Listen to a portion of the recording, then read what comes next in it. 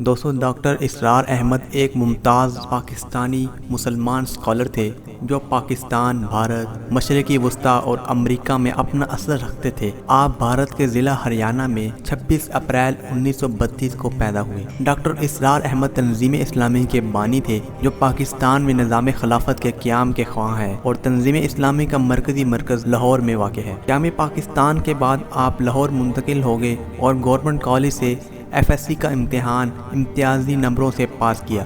1954 میں انہوں نے کنگ ایڈورڈ کالج لاہور سے MBBS کرنے کے بعد 1965 میں جامعہ کراچی سے MA کی سند بھی حاصل کی۔ آپ نے 1971 تک میڈیکل پریکٹس بھی کی۔ دوران تعلیم ڈاکٹر اسرار احمد سید مودودی کی نظریاتی فکر سے متاثر ہو کر اسلامی جمعیت طلبہ سے وابستگی اختیار کر لی اور بعد میں طلبہ سیاست میں فعال کردار ادا کرتے ہوئے اسلامی جمعیت طلبہ پاکستان کے ناظم عالم منتخب ہوئے۔ تعلیم سے فراغت کے بعد آپ نے جماعت اسلامی میں شمولیت اختیار کی اور پھر جماعت اسلامی کی انتخابی سیاست اور فکری اختلافات کے باعث آپ نے اس سے علیحدگی اختیار کر لی اور اسلامی تحقیق کا سلسلہ شروع کر دیا اور 1975 میں تنظیم اسلامی کی بنیاد رکھی جس کے وہ بانی مقرر ہوئے۔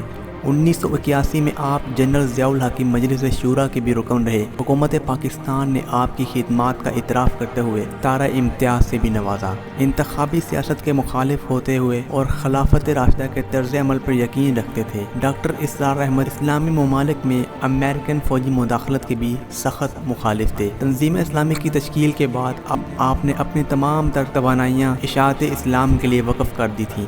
آپ نے 100 سے زائد کتب تحریر کی جن میں سے کئی کا دوسری زبانوں میں بھی ترجمہ ہو چکا ہے۔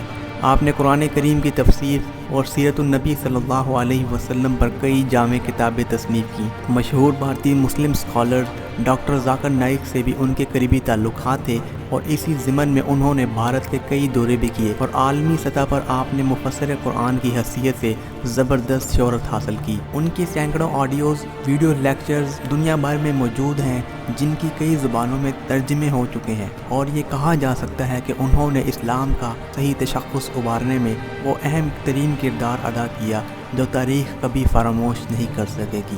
ڈاکٹر اسرار احمد کافی عرصے سے دل کے عارضے اور کمر کی تکلیف میں مبتلا تھے۔ بالآخر 14 اپریل 2010 کو 78 برس کی عمر میں اپنے خالق حقیقی سے جا ملے۔ آپ کو گارڈن ٹاؤن لاہور کے قبرستان میں سپرد خاک کیا گیا۔ ڈاکٹر اسرار احمد مرحوم کے پسماندگان میں ان کی بیوہ، 4 بیٹے اور 5 بیٹیاں شامل ہیں۔ اللہ تعالیٰ سے دعا ہے کہ ڈاکٹر اسرار احمد مرحوم کی اسلامی خدمات کو اپنی بارگاہ میں قبول فرماتے ہوئے جنت الفردوس میں اعلیٰ مقام نصیب فرمائے۔ آمین۔